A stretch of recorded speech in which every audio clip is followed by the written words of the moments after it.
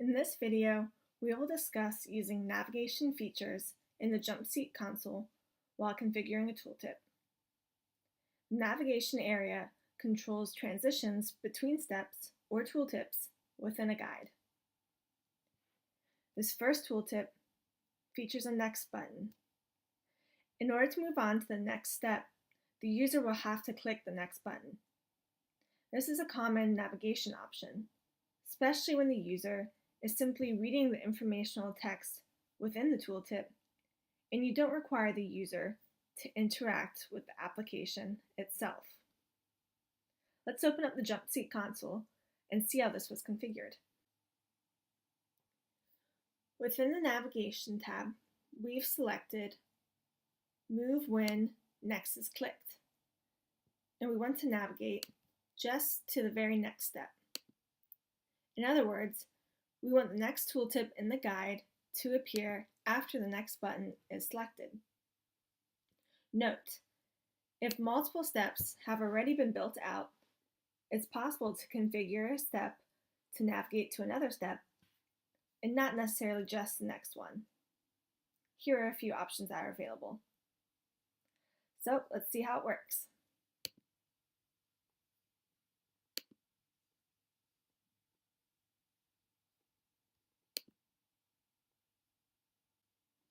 We've now navigated to the next step.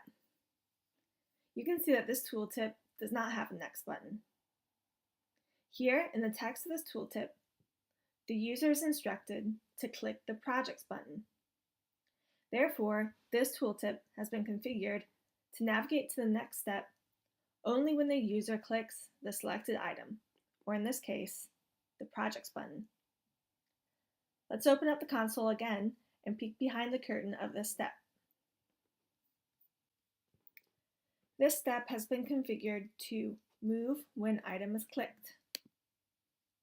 Here you can see that the Next button has also been hidden to make sure it does not appear in the tooltip. Let's review some of the other configuration options available here in the Navigation tab.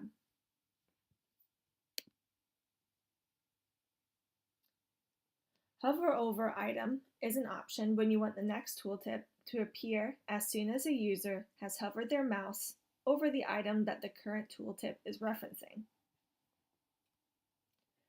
Move when page is changed or refreshed. This will detect when the user has arrived to another URL within the application and prompt the next step to appear automatically. When next item is visible is chosen, JumpSeat detects the element locator that has been configured for the next step in the guide and automatically navigates to that tooltip.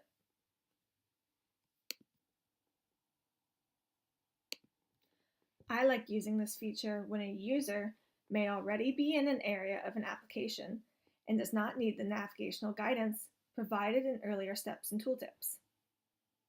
You just saw that JumpSeat looked for the next item on the page to help me quickly continue through the guide.